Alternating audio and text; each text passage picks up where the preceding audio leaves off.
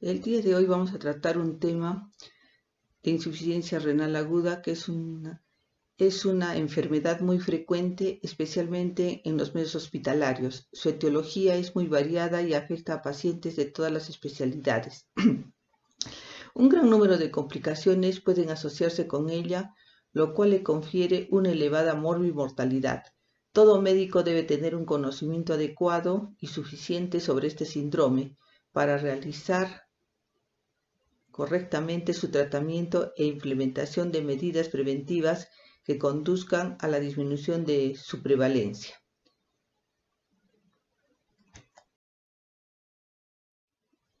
En esta primera diapositiva vamos a poder apreciar la insuficiencia renal aguda y la insuficiencia renal crónica como problemas mundiales y que esto va a constituir un desafío para todos nosotros. Por ejemplo, tenemos que en América Latina hay más de 47 billones de pacientes. En esta otra diapositiva vamos a encontrar que hay una estadística de 850 millones de personas en todo el mundo que van a incluir cualquier nefropatía, ya sea aguda o crónica. Otra cosa muy importante de la injuria renal es que no solamente se va a circunscribir al problema renal, sino que también va a afectar a diversos órganos tales como el cerebro, el pulmón, el hígado, el tracto gastrointestinal, el hueso y el corazón. Debemos hacer siempre una pequeña revisión de la anatomía renal, porque pueden haber casos que por otros motivos nos tomemos una ecografía y de repente aparezca un solo riñón, ¿no? Han existido varios casos de esos. Entonces tenemos que recordar que los riñones son en número de 2, son retroperitoneales, tienen un tamaño de 12 por 6 por 3 centímetros, un peso de 150 miligramos, su forma es de una cápsula renal, tiene un hilo renal bastante o altamente irrigado. Otras ítems que nos servirían también para nuestros estudios ecográficos va a ser la corteza renal, que tiene 1 centímetro de grosor de aspecto granuloso, la médula renal que contiene las pirámides de Malpighi y las columnas de Bertin, que es la corteza introducida en zona medular entre las pirámides.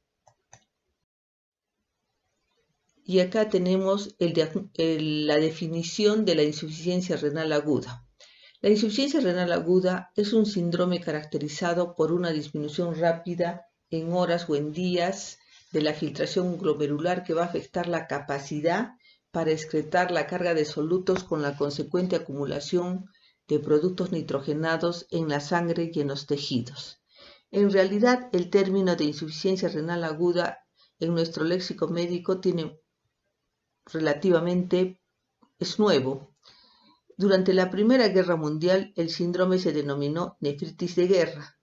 Posteriormente pasó al olvido ese término y luego nuevamente se retomó durante la Segunda Guerra Mundial, cuando ya hubo un artículo en el que se denominaba lesiones por aplastamiento con deterioro de la función renal. Y es ahí donde Homer y Smith le atribuyen la introducción del término de insuficiencia renal aguda como tal, e inclusive se produce un libro que habla sobre riñón, estructura, función en la salud y en la enfermedad. Entonces, tenemos que hasta esa época había una serie de revisiones, pero que no coincidían unas con otras. Las definiciones eran múltiples. Dice que llegó un momento en que había hasta 35 definiciones. Porque hasta en el año 2004, en la que recién apareció una organización denominado Grupo ADQI, que propuso la clasificación Rifle para la IRA, la cual va a identificar 5 fases en la fisiopatología de la necrosis tubular aguda, marcando así un nuevo periodo para el análisis y su nomenclatura. En esta diapositiva vamos a ver las diferencias entre la estratificación del riesgo del ACI. Y tenemos 2 sistemas, el sistema Rifle y el sistema KIM. El sistema Rifle va a utilizar acrónimos como son riesgo, injuria o lesión, falla renal, pérdida de la función renal y finalmente el estadio terminal.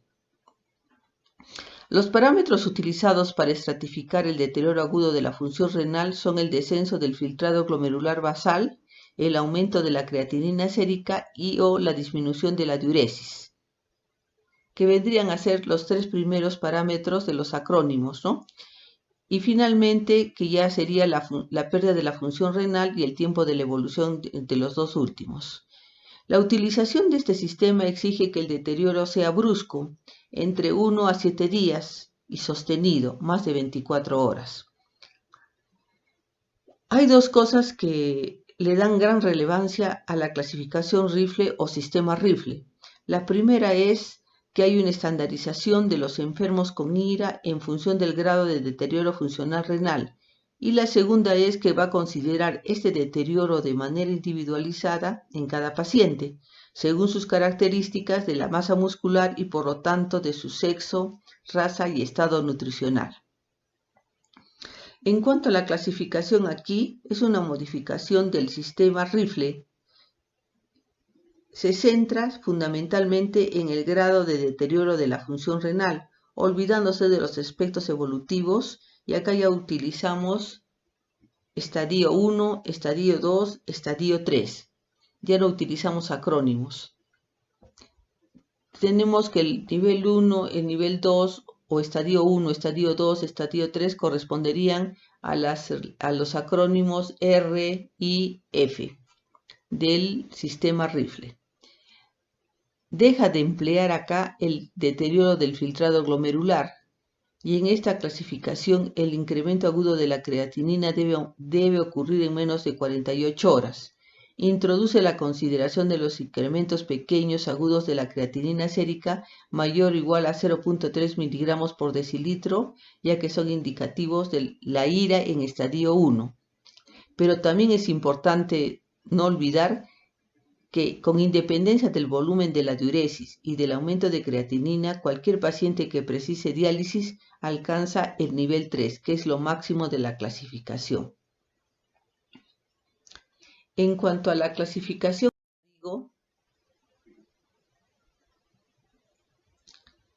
vamos a ver que la organización de CADIGO nos habla que es el aumento de la creatinina en relación con el tiempo que tarda en producirse y o al volumen de diuresis.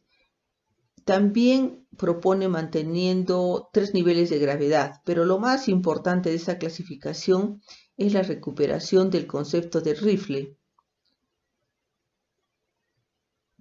Es la recuperación del concepto de síndrome, que se había perdido en los sistemas Rifle y Akin, recomendando determinar la causa y el tipo de IRA siempre que sea posible, ¿no? Entonces, para hacer una pequeña recapitulación, acá lo más importante es que este es un síndrome, y en este síndrome lo que nosotros tenemos que buscar es la causa y el tipo de IRA siempre que sea posible.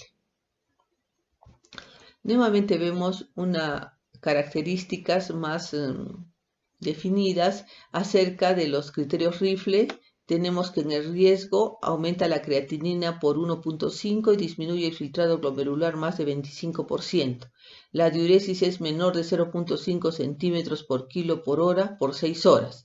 La lesión aumenta de creatinina de más de 2 con disminución del filtrado glomerular más de 50%. La diuresis es menor de 0.5 centímetros por kilo por hora por 12 horas. Y en la falla renal va a haber un aumento de la creatinina por 3 y disminución del filtrado glomerular mayor de 75. En cuanto a la diuresis es menor de 0.3 centímetros por kilo por hora por 24 horas.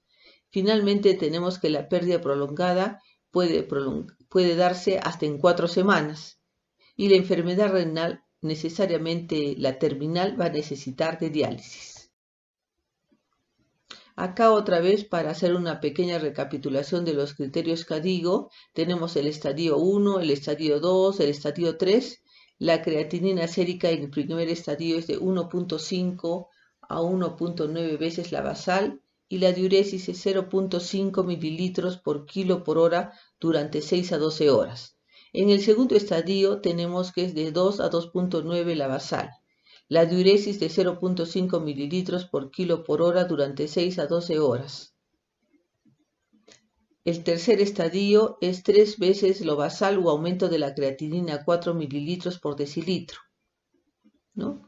O tenemos que ya se tiene que iniciar el tratamiento de sustitución renal en pacientes de 18 años con descenso del filtrado glomerular a 35 mililitros por 1.73 metro cuadrado.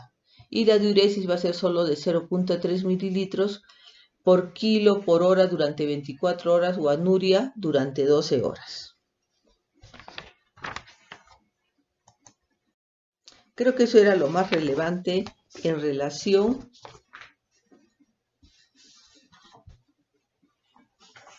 a este problema.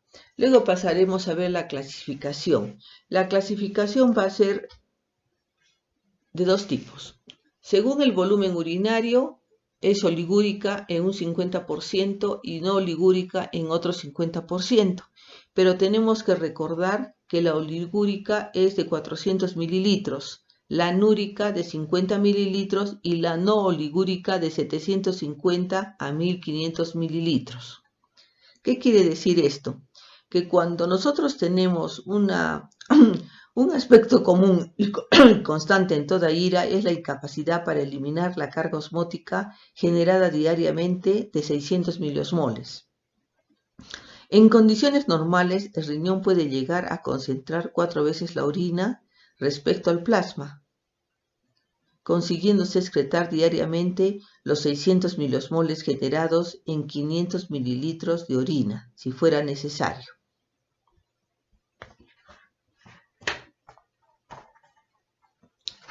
También hay que recordar que la primera alteración que sufre el riñón ante cualquier insulto o injuria es la pérdida de la propiedad de concentración, produciendo una orina isosmótica, o sea, 300 miliosmoles por kilo. Dado que el volumen medio de la diuresis en el IRA no ligúrica oscila entre 750 y 1500 mililitros por día y que solo se puede excretar 300 miliosmoles por cada litro de orina, la excreción osmótica máxima diaria debe ser entre 225 a 450 miliosmoles en estos casos.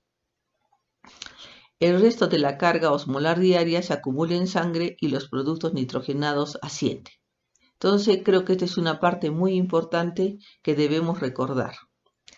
Luego tenemos la segunda clasificación según la localización del trastorno fisiopatológico y como podemos ver en este gráfico, la prerrenal es la disminución en la rata de desfiltración, la renal es la netamente parenquimatosa o intrínseca y la posrenal u obstructiva.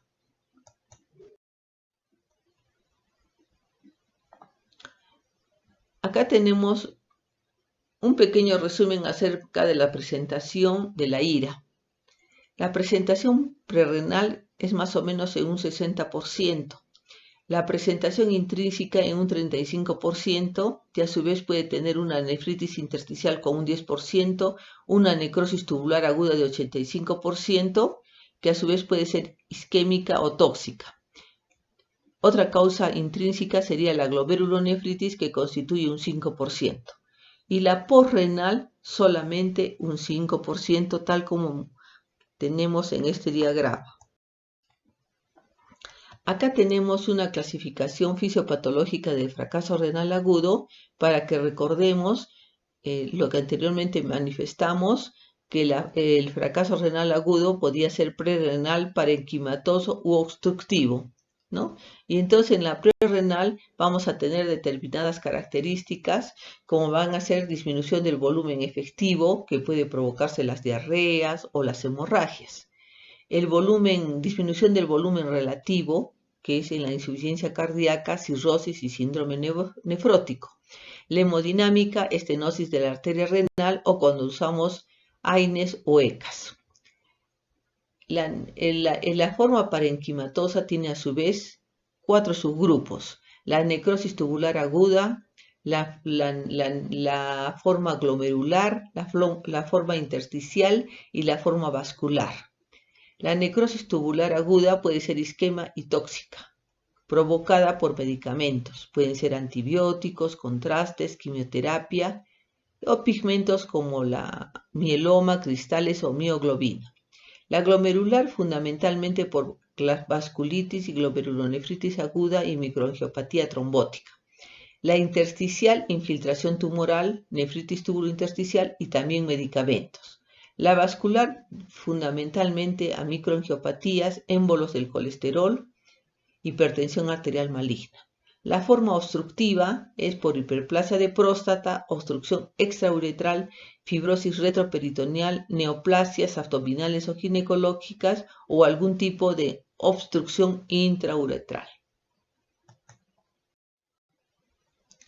Acá nuevamente tenemos en porcentajes que la necrosis tubular aguda puede presentarse en un 66%, la nefrotóxica en 22%, la obstructiva en 5%, la glomerular en 4% y la vascular en 1%.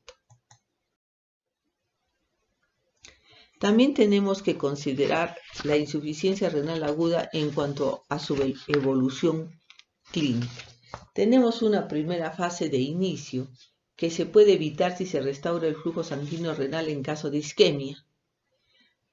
Puede haber una disminución de la tasa del filtrado glomerular por la caída del flujo sanguíneo renal y de la presión de ultrafiltración glomerular. La porción recta del túbulo proximal y gruesa del asa de Henle son las más afectadas, ¿no? La fase de mantenimiento. Debe haber consolidación del daño parenquimatoso, la depuración de creatinina baja a menos de 10 mililitros, el volumen urinario va a ser solo menos de 40 mililitros por día, la duración de 1 a 2 semanas y va a haber la aparición de las complicaciones urémicas. En la fase de recuperación hay fenómenos de reparación y regeneración precedido por aumento gradual de la diuresis que generalmente es ineficaz en los primeros días, normalización de la diuresis después de un tiempo, disminución de la creatinina y recuperación de la filtración glomerular y la poliuria.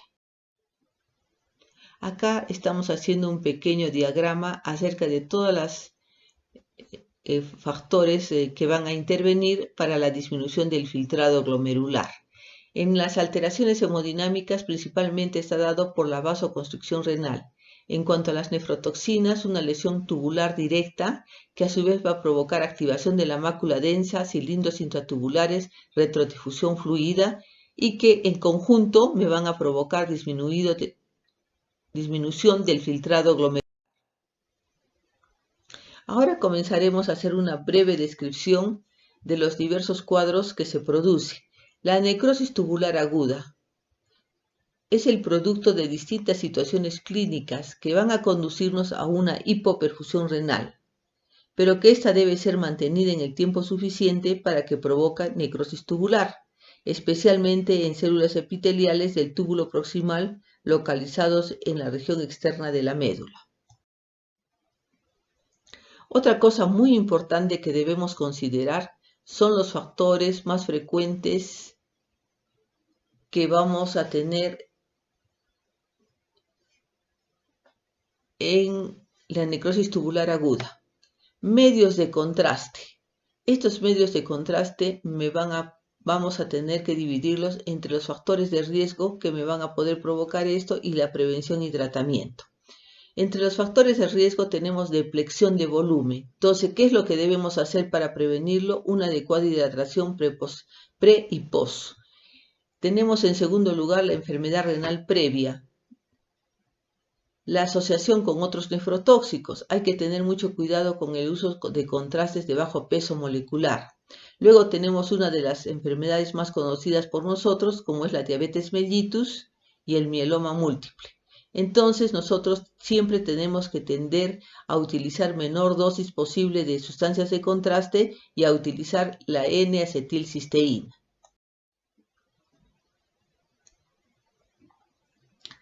Acá tenemos un cuadro de insuficiencia renal aguda asociada al uso de aminoglucósidos. Entonces, ¿qué quiere decir esto? Que cuando nosotros vamos a utilizar aminoglucósidos porque las exigencias de la enfermedad del paciente así lo requiere, debemos considerar que no debemos tener depleción de volumen, que debemos ver si tuvo una enfermedad renal previa, asociación con otros nefrotóxicos, diabetes mellitus o mieloma múltiple, edad, asociación con cefalosporina y la dosis acumulada. Ya nosotros siempre hemos dicho que los nefrotóxicos se deben utilizar en una sola vez. ¿Qué quiere decir esto? Si yo utilizo amikacina 2 gramos, debo utilizarlo en una sola oportunidad, no repartido en 2 horas. Entre los aminoglucósidos, que serían los que podríamos optar con mejores oportunidades, sería la amikacina. En cuanto a la prevención y tratamiento, debemos tener una adecuada hidratación, un monitoreo de la función renal, claro, pidiendo exámenes y controles para que no nos sorprendan los resultados finales, evitar su uso si existen factores de riesgo, reemplazarlos.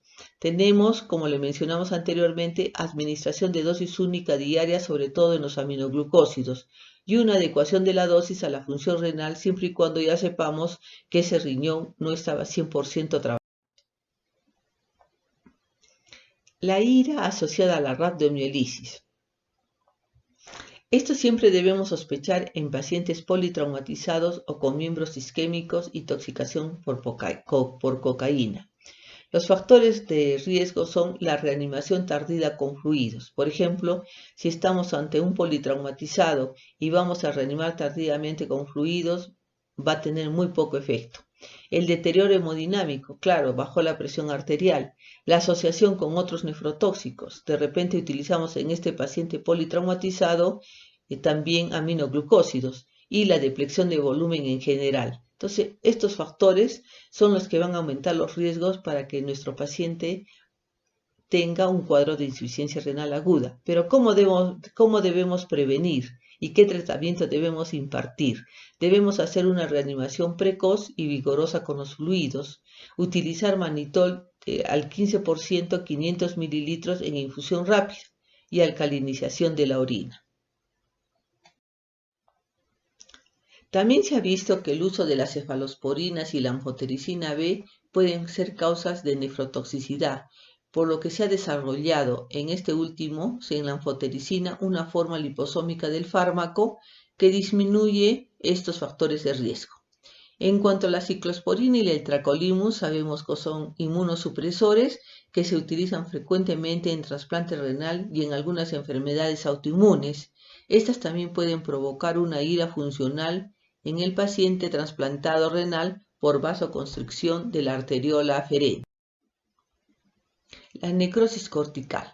La necrosis cortical es una forma severísima de insuficiencia renal aguda. Su incidencia es escasa, pero siendo la mayoría secundaria a coagulación intravascular diseminada en abortos sépticos o sepsis. Cursan con anuria, se puede causar necrosis parcelar.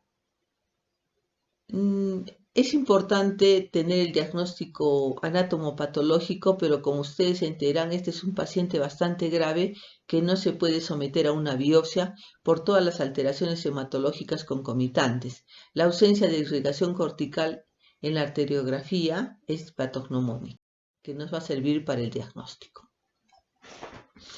En el cuadro de nefritis túbulo-intersticial aguda, que es un proceso inflamatorio de diversas etiologías producida por diversas drogas, radiaciones, enfermedades inmunológicas, metabólicas, neoplasias, ¿no? Pero también hay que considerar que más de las dos terceras partes son producidas por antimicrobianos o por AINES. Entonces hay que tener bastante cuidado cuando nosotros vamos a indicar estas dos alternativas médicas. Acá podemos ver en forma muy rápida el algoritmo diagnóstico de la insuficiencia renal aguda, que como es conocido por todos nosotros, tenemos la historia clínica. Entonces todos debemos comenzar con la historia clínica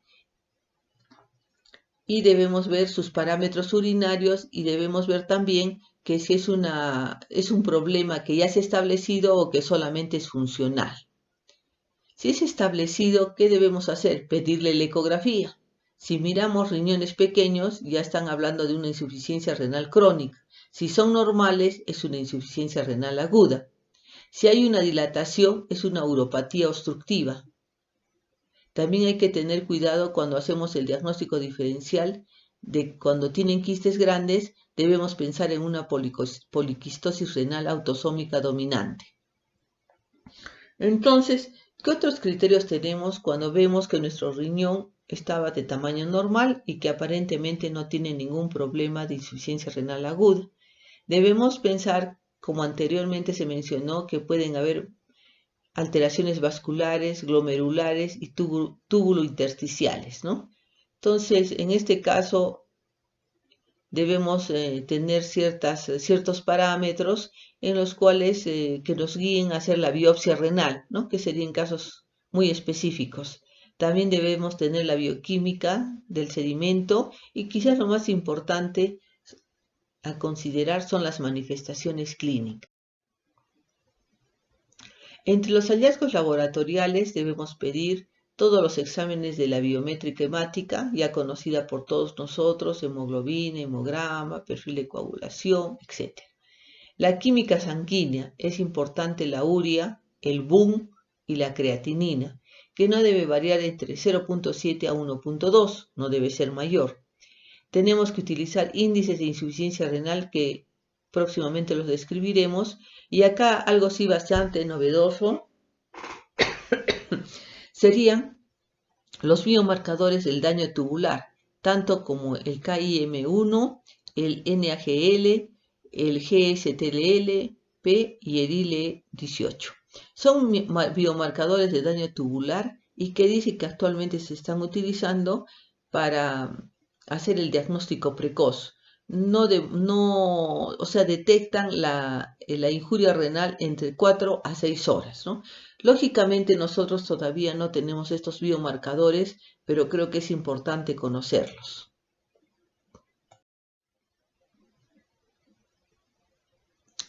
Entre los hallazgos urinarios y bioquímicos vamos a encontrar disminución del flujo urinario, disminución del sodio urinario, fracción del sodio urinario menos del 1%, aumento de la osmolaridad con más de 500 miliosmoles, va a haber un aumento de la densidad urinaria más de 1020 y el sedimento urinario va a presentar cilindros y halinos transparentes.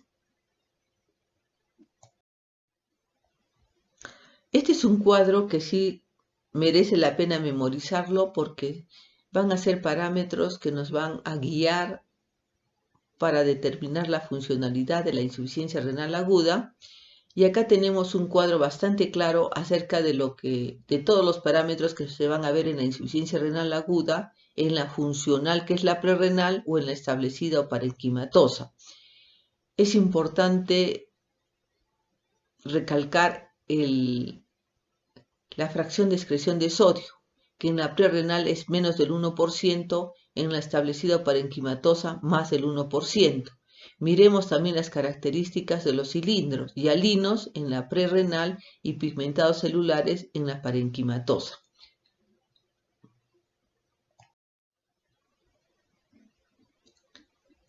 También tenemos una fórmula que nos va a ayudar mucho para determinar si es una insuficiencia renal aguda prerrenal o intrínseca.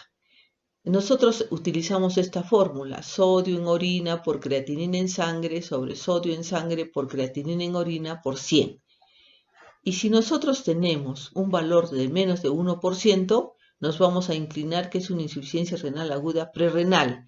Si tenemos más del 2%, ya diremos que es un problema intrínseco o parenquimatoso. ¿Qué técnicas de imagen debemos necesitar? Tenemos que necesitar una ecografía convencional, que creo que todos los policlínicos lo tienen, una ecografía Doppler, una radiografía simple de abdomen. Generalmente la radiografía simple de abdomen me sirve para ver cálculos. Una urografía intravenosa, la tomografía, la arteriografía y la cabografía o renografía renal. Sin embargo, acá tenemos un elemento que no debería estar acá. Y entre este es la urografía intravenosa. O sea, yo les he puesto acá las diversas técnicas de imagen, pero también acá les he puesto la urografía intravenosa. Y la urografía intravenosa no puede hacerse porque vamos a utilizar sustancias de contraste. Y si el paciente tiene insuficiencia renal aguda, vamos a aumentar este deterioro de la función renal con la sustancia de contraste. Entonces, esto es para los que piensan que todos los ítems que se ponen en una imagen son verdaderos, ¿no? Pero hay que ir analizándolos poco a poco y acá nos damos cuenta que la urografía intravenosa no corresponde. Acá tenemos algunos ejemplos de que cómo se debe ver el riñón. Miren cómo está bien definido. Acá también tiene un tamaño adecuado. Y acá es para mostrar la uropatía obstructiva. Miren, este uréter se aprecia que ha tomado la sustancia de contraste, se dibuja perfectamente, mientras que en el otro riñón el uréter casi es imperceptible. Acá tenemos un riñón hiperecogénico propio de la insuficiencia renal crónica, o sea que cuando ya ha pasado las etapas de la insuficiencia renal aguda, miren cómo está hiperecogénico. Hidronefrosis. Hay que tener mucho cuidado porque la hidronefrosis la suelen confundir con la poliquistosis renal, ¿no? Estas sombras oscuras refieren que acá hay una hidronefrosis. Un riñón poliquístico, como el que ven, ¿no? También tiene acá múltiples estructuras oscuras que corresponderían a los quistes del riñón. Y acá tenemos una imagen de un riñón, pero con un quistecito. Y este sí es un riñón normal que va a tener el tamaño y la ecogenicidad normales según todos estos parámetros que figuran acá. Y también nos podemos dar cuenta a simple vista por la forma y el color de este riñón. En cuanto al tratamiento, debemos distinguir cuáles son las urgencias vitales. Una cosa que nunca nos debemos olvidar es la hiperpotasemia o hipercalemia, el edema agudo de pulmón, la acidosis metabólica severa y la hiponatremia, ¿no? Entonces nosotros cuando tenemos un paciente que tiene estas características, ya tenemos que ir pensando en que de repente va a tener que entrar a diálisis. En cuanto al tratamiento sindrómico y el manejo del agua corporal, tenemos que hay una insuficiencia renal aguda con pérdida de líquido extracelular, corrección del volumen y dependerá del grado de deshidratación. Habitualmente la reposición se debe hacer administrando la mitad del déficit estimado de agua y electrolitos en las primeras 24 horas, ¿no? Estamos repitiendo todo lo que anteriormente se mencionaba, que debemos hacer una buena reposición de los líquidos. Ahora, ¿qué hacemos si el paciente está en shock? Deberemos utilizar un catéter de Songas.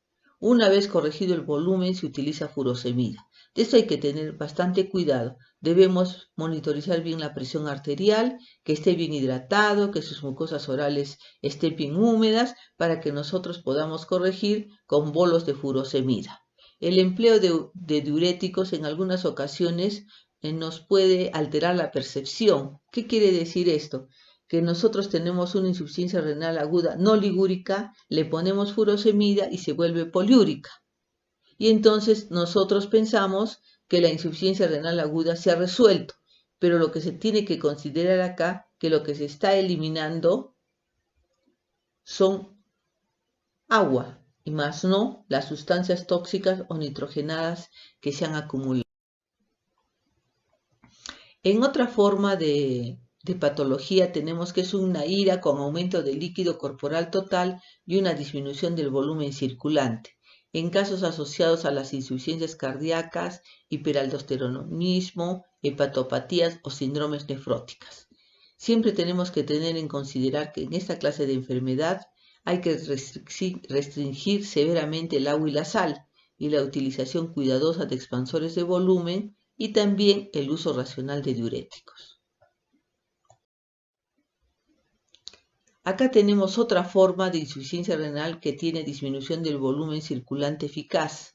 Son aquellas secundarias a shock de diversas etiologías, generalmente la insuficiencia cardíaca, infarto agudo del miocardio y valvulopatías. En realidad estos temas son bastante difíciles de tratar, ¿no?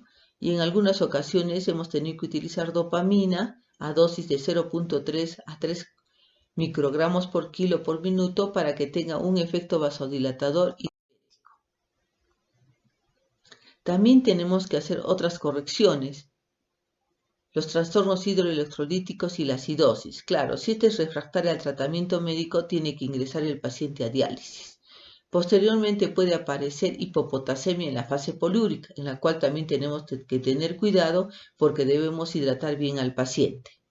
Y finalmente acá, este es un parámetro muy importante porque si nosotros tenemos un paciente aparentemente normal, joven, y sin embargo le ha subido la creatinina 6 miligramos por decilitro y a la urea aproximadamente de 200 miligramos por decilitro, la diálisis es recomendada. Quiere decir esto que nosotros tenemos que conversar con el paciente para informarle que ya debe entrar a diálisis debido a que sus parámetros han subido rápidamente y están en muy altos valores y que puede tener complicaciones posteriores como el coma urémico, etcétera, convulsiones, y entonces ya va a ser muy difícil de sacarlo de su cuadro de insuficiencia renal aguda y ya va a tener además otras complicaciones.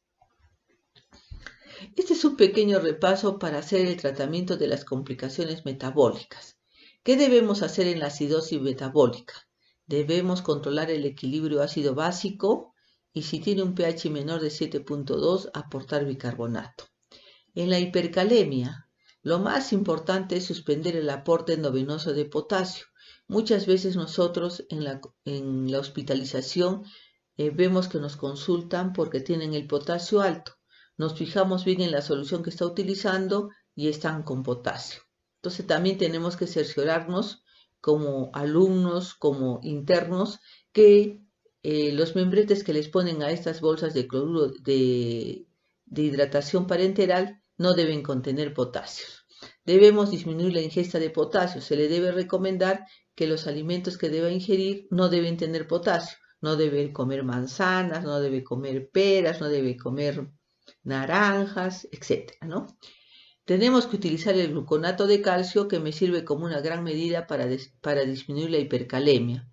El salbutamol en inhalaciones y las resinas de intercambio iónico.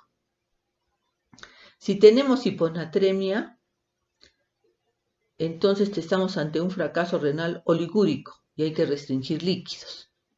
Si estamos ante un fracaso renal poliúrico, hay que reponer las pérdidas de sodio en orina. Y si hay clínica neurológica, lo que tenemos que utilizar es cloruro de sodio al 3%. En el metabolismo de calcio y fósforo hay que restringir los aportes de fósforo, hay que utilizar quelantes de fósforo y si hay hipocalcemia sintomática debemos utilizar gluconato de calcio al 10%.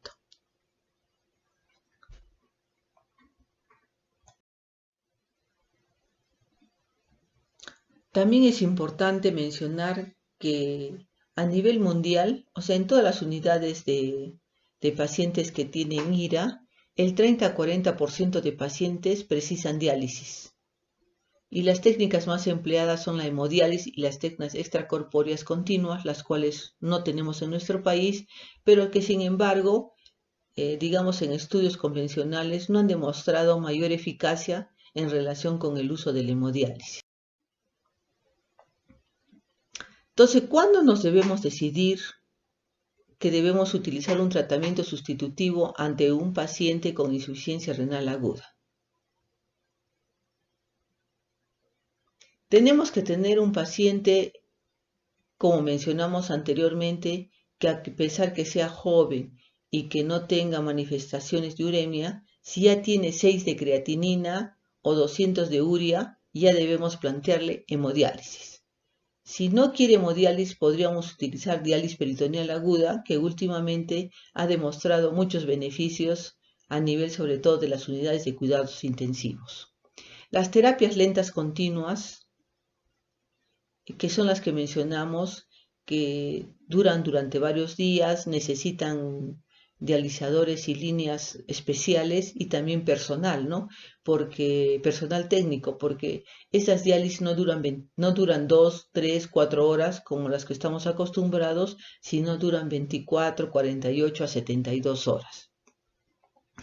Solo nos podemos decidir sobre esta terapia lenta continua cuando tenemos que evaluar la situación clínica del paciente, disponibilidad del acceso, tecnología del centro hospitalario y la experiencia del personal. ¿Qué quiere decir esto? Que si nosotros no contamos, por decir, con dializadores especiales personal técnico que va a estar durante varias horas, es preferible que nos decidamos por hemodiálisis, que es un tratamiento que lo va a realizar enfermería, o la diálisis peritoneal aguda, ¿no? Diálisis peritoneal aguda. ¿Qué me va a hacer la hemodiálisis? Que es la más utilizada y la que tiene mejores, digamos, resultados rápidamente. Disminuye la concentración de sustancias nitrogenadas, corrige la hiperpotasemia, corrige la acidosis, controla la sobrecarga hídrica y elimina la presencia de otros tóxicos. A esto se refiere que cuando, por ejemplo, algunas personas toman, por decir, metanol, que no debería ser, se hace la hemodiálisis para tratar de eliminar esta sustancia. Y acá tenemos una estadística que puede ser a nivel mundial y que se ha visto en todo el mundo. La prerrenal es 20 a 52%, va a provocar mortalidad. En la necrosis tubular aguda, en unidades generales, 45 a 50%. Pero si esta necrosis tubular aguda ingresa a la UCI, aumenta su proporción de mortalidad de 54 a 80%. La NTI de 0 a 37%, la glomerulonefritis de 19 a 27% y la vasculitis puede ir en un rango de 6 a 50%. Acá también tenemos que la ira obstructiva, que tiene neoplasia maligna, sí pueden ir a la mortalidad 49%, no tanto por la ira obstructiva, sino por la neoplasia maligna. En cambio, la insuficiencia renal aguda obstructiva sin neoplasia tiene un 0% de mortalidad. Y acá es para que hagamos una reflexión acerca de cómo podemos inclinar la balanza. Una mejor nomenclatura para una mejor atención. ¿Esto qué quiere decir? Que tenemos que tener mucho cuidado cuando hacemos la revisión de la epidemiología y esa debe ser basada en evidencias. Y también para informar la atención. Entonces tenemos que ser muy minuciosos en realizar nuestra historia clínica y ver todos los factores coadyuvantes o factores de riesgo que pueden influir sobre este tema. Y la segunda parte que es muy importante que recordemos es reconocer la diversidad y continuidad de la enfermedad y la atención que se le debe brindar. Recordemos que la insuficiencia renal aguda solamente se considera como aguda hasta los 3 meses. Si pasamos de los 3 meses, lamentablemente ya el paciente ha pasado a insuficiencia renal crónica. Entonces, si ya pasó a insuficiencia renal crónica, creo que ya es de mal pronóstico, ¿no? Entonces, nosotros debemos trabajar muy arduamente para que el paciente pueda solucionar el problema de insuficiencia renal aguda dentro de los 3 primeros meses. En la segunda parte vamos a resolver unos casos clínicos con algunos parámetros que hemos visto en la primera parte y sean resueltos de la forma más adecuada.